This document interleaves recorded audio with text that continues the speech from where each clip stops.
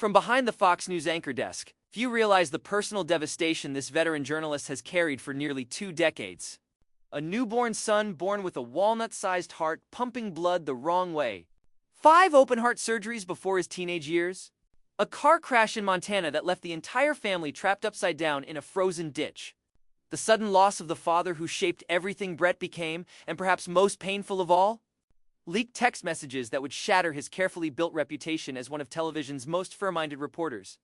This is the story of a man who spent his career delivering hard truths to America, only to face truths in his own life that no journalism school could have prepared him for. The year 2007 should have been nothing but triumph for Bret Baier. Fox News had just named him the network's White House correspondent, a prestigious position covering the Bush administration, and his career trajectory pointed straight up. But as Bret was reaching professional heights he'd worked years to achieve, his personal world was about to shatter in a hospital delivery room. Amy Baier gave birth to their first son that year, a baby they named Paul. And the delivery itself went smoothly with no complications or warning signs. Just another healthy baby entering the world, or so it seemed until a nurse noticed the infant looked pale. His color not quite right, and what followed was every parent's nightmare unfolding in real time.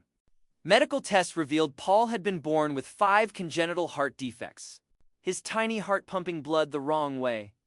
And the defects were so severe that doctors told Bret and Amy their newborn needed open heart surgery within days with no guarantee he would survive. Raised Catholic, Bret and Amy leaned heavily on prayer as they watched their newborn wheeled into surgery, faith and fear battling side by side. The operation succeeded, but marked only the beginning of a brutal medical journey. Over the years, Paul would endure for more open-heart surgeries and 10 angioplasties, each filled with life-threatening risks, each recovery long and uncertain. The Baiers adopted a mantra: "We're one day closer to getting Paul home," repeating it during every dark moment. By 2014, 7 years into the ordeal, Bret wrote a memoir titled Special Heart to share their story and donate proceeds to congenital heart disease research, raising awareness for the 1% of U.S. births affected by the condition. He received emotional support from Fox legend Bret Hume, who had lost his own son, and encouraged Bret to trust God and the doctors. The family tried to maintain normalcy when their second son Daniel was born in 2010, ensuring he felt just as loved despite the attention Paul required, and the boys formed a close bond. But another terrifying moment awaited them in 2019, during what was supposed to be a peaceful Montana ski vacation. On the way home, their vehicle hit ice, collided with a truck, flipped into a frozen ditch, and landed upside down. A passing motorist rescued them, and though they suffered injuries, a concussion, stitches, a damaged tooth, a sprained ankle, they miraculously survived. Bret later wrote, "Don't take anything for granted. Every day is a blessing, and family is everything." But the family scarcely had time to process the crash before tragedy struck again in 2020 when Bret's father was diagnosed with cancer and died months later. A loss that shattered Bret as he reflected on how deeply his father had shaped his work ethic and character. As he grieved, an even more explosive crisis erupted, this time threatening his professional life. After the 2020 election, Fox News personalities amplified baseless claims that Dominion voting systems had helped rig the election against Donald Trump, leading Dominion to file a $1.6 billion defamation lawsuit. Bret, who had always built his career on fairness, grew increasingly isolated as Fox moved further right, and he pitched an evidence-based special to debunk election fraud myths, but the network ignored it entirely. When subpoenaed messages surfaced, the Daily Beast published leaked texts between Bret and Tucker Carlson showing Bret urging executives to slow down election calls because the audience was unhappy with Biden winning. He predicted Fox would slow-walk Nevada, and they did, becoming the last major network to call the race. The leak stunned the public and damaged Bret's long-standing reputation for neutrality, suggesting political pressure had influenced his judgment. Fox eventually settled the Dominion case for $787.5 million, but the reputational damage lingered. Amid the professional turmoil, the Baiers continued their mission in the pediatric cardiology world, raising over $1 million for Children's National Hospital, where Paul had been treated. In 2023, they donated $1 million to establish the Baier Family Congenital Heart Disease Research Program, turning their pain into purpose. Paul, refusing to be defined by his condition, joined varsity golf and tennis, living as normally as possible.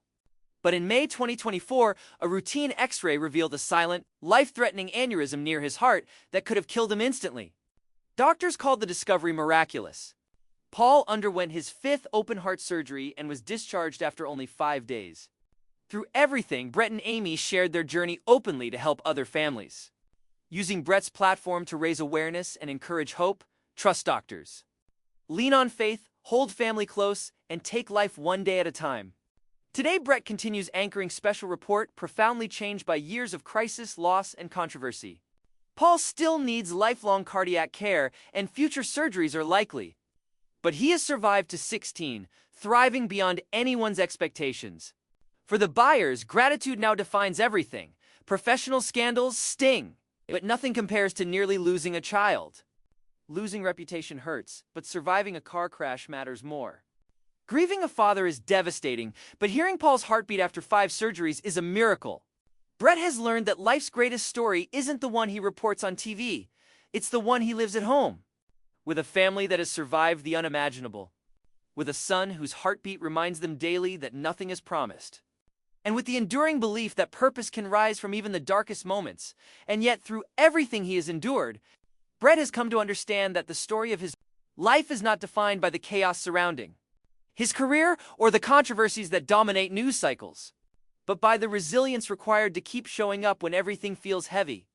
He knows the headlines will eventually fade, the political storms will pass, then the media landscape will continue shifting long after he steps away from the anchor desk. What will remain is the legacy of a father who refused to give up, a family that clung to hope in the face of impossible odds, and a son whose heartbeat became the soundtrack of their faith. In quiet moments, long after broadcasts end and studio lights go dark, Bret thinks about the thousands of parents sitting in hospital rooms right now, terrified and praying for their child to survive one more night. He remembers being them, living minute to minute, bargaining with God and holding on to the faintest glimmer of hope. He understands their fear in a way only someone who has lived it can. It's why he continues telling Paul's story, not for sympathy or attention, but for the family who needs to hear that survival is possible.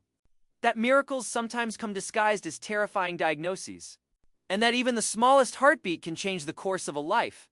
His journey has shown him that being a journalist is only part of who he is.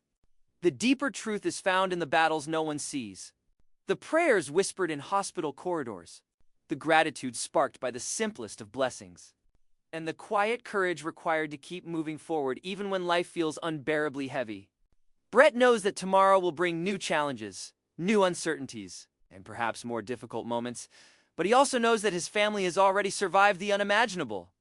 Their strength is woven into every aspect of their lives, stitched together by years of fear, love, faith, and perseverance. And as Paul continues to grow, pushing boundaries and proving doctors wrong again and again, Bret carries with him a renewed sense of purpose, one that extends far beyond the newsroom. His life has become a testament to what it means to endure, to rise after every blow, to choose hope when despair feels easier, and to recognize that the real measure of a man is not what he reports on television, but how he protects and lifts the people he loves. In the end, the story of Bret Baier is not a story about a journalist shaped by controversy. It's a story about a father reshaped by love, a family refined by adversity, and a belief that even in the darkest chapters, there's light waiting at the turn of the page as the years continue to unfold. Bret finds himself returning again and again to the moments that shaped him most. Not the ones broadcast across millions of television screens, but the quieter, unseen ones that stitched his life together when it felt like it could split apart at any second. He remembers sitting in hospital rooms where time seemed suspended, watching monitors flicker and nurses move with practiced urgency, and feeling the weight of uncertainty pressing so heavily on his chest that he could barely breathe. Yet it was in those rooms that he also witnessed the purest expressions of hope, the kind that grows only when everything else has been stripped away. He watched his son fight through the impossible, saw his wife summon strength even as fear carved itself into the lines of her face, and learned firsthand that love has a way of expanding even in the most frightening conditions. Years later, as Paul grew stronger, Bret would sometimes replay those early memories and marvel at how fragile life had been, how close they had come to losing everything, and how profoundly those experiences had reshaped his priorities. The version of himself that once cared deeply about ratings, headlines, political fallout, or professional rivalries now felt like a distant echo of a man who didn't yet understand what truly matters. Because after nearly losing a child, after surviving a car crash, after burying a father who had been a cornerstone in his life, and after weathering professional storms that pushed him to the brink of doubt, the noise of the world became easier to quiet. He learned to separate real crises from manufactured ones, learned to recognize the difference between urgency and noise, and learned that the biggest battles are rarely fought in front of a camera. There were times during the months and years following Paul's fifth open-heart surgery when Bret would find himself standing in his home, watching his son laugh with his younger brother, and feel overwhelmed by gratitude that bordered on disbelief. It amazed him that a heart once described as dangerously flawed could sustain a teenage boy who loved sports, loved life, and who greeted each day with a courage he didn't seem to fully comprehend. And yet, mixed in with the gratitude was a lingering fear, a quiet understanding that life had already shown them how unpredictable it could be. How quickly stability could crumble, how delicate the boundary is between normalcy and chaos. But instead of allowing that fear to consume him, Bret used it as fuel for perspective, a reminder to savor the mundane moments. To appreciate the sound of footsteps on the stairs, the clatter of dishes being put away, the laughter drifting from another room. Those simple sounds became proof of survival, evidence that despite every challenge thrown their way, they had held on. Over time, Bret also began to reflect more deeply on what it meant to navigate a public career while facing private battles. He recognized that many people watching him on television had no idea what he carried into the studio each night. No clue that he had spent the morning at a doctor's office or the previous night sitting awake worrying about the next test, the next scan, the next piece of news that could alter the course of his son's life yet again. He learned to compartmentalize not because he wanted to separate his identities, but because he had to in order to function. And yet he also found power in sharing parts of his family's story publicly, because he knew there were millions of families silently experiencing their own versions of the same fear. Families who needed anyone to say, "We've been there too. You're not alone." The more he spoke with parents facing congenital heart diagnoses, the more he realized how much his platform could matter beyond political interviews or breaking news segments. He found himself drawn less to the combative energy of modern politics and more to the human side of storytelling, the part that connects people through shared vulnerability rather than divides them through ideological differences. And he began to imagine a world where his biggest contributions might not be the interviews he conducted or the broadcasts he anchored, but the families who found strength from his family's journey. Meanwhile, as Paul grew older, Bret noticed subtle shifts in his son's understanding of what he had survived. When Paul was very young, he didn't fully grasp how extraordinary his survival was. He only knew that hospitals were normal, doctors were familiar, and surgeries were something that happened to him regularly. But as he entered his teenage years, he began to ask deeper questions. Questions about why his heart had to be rebuilt so many times. Why he had scars tracing across his chest. Why he had survived odds that many others didn't. Bret watched these questions unfold with both pride and an ache he couldn't quite put into words. He wanted his son to understand the miracle of his survival without feeling defined by it. Wanted him to see himself as strong without feeling burdened by the label of survivor.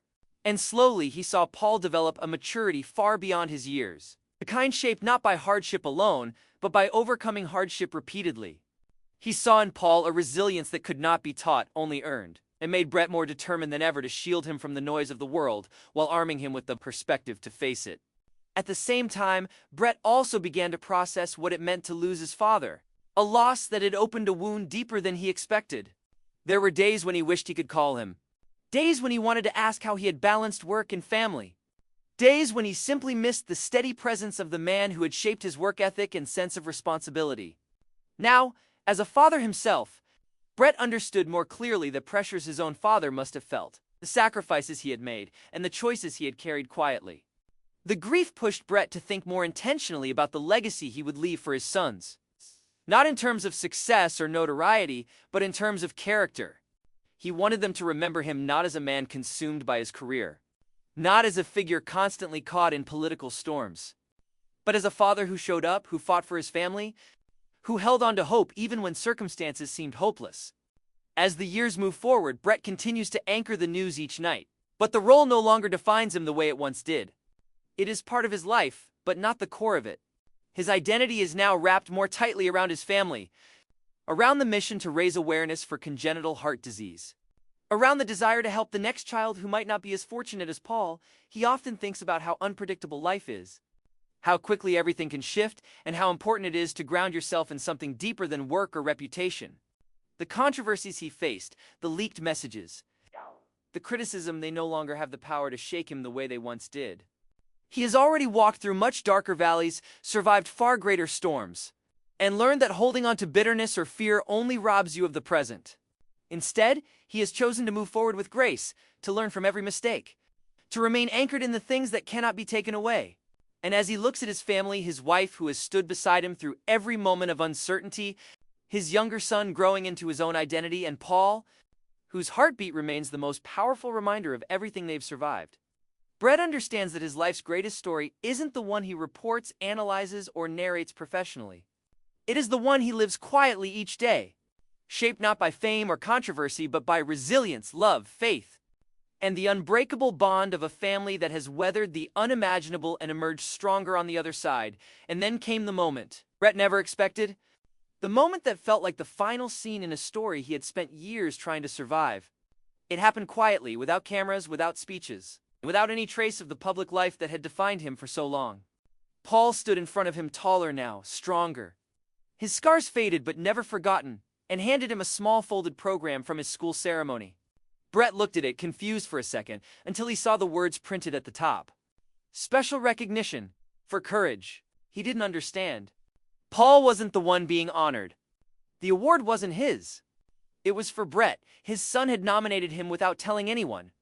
Inside the program, in shaky teenage handwriting, were the words that broke him in the best way possible. My dad never gave up on me. He taught me how to fight when I couldn't even breathe on my own. I'm alive because he believed I would be. Bret felt something inside him finally release a tension he'd carried for years, a weight he thought he would never be free from. In that quiet room, with no stage lights and no audience, he realized this was the closure he never knew he needed. Not applause, not ratings, not a perfect broadcast. Just the simple truth written by a child who had survived.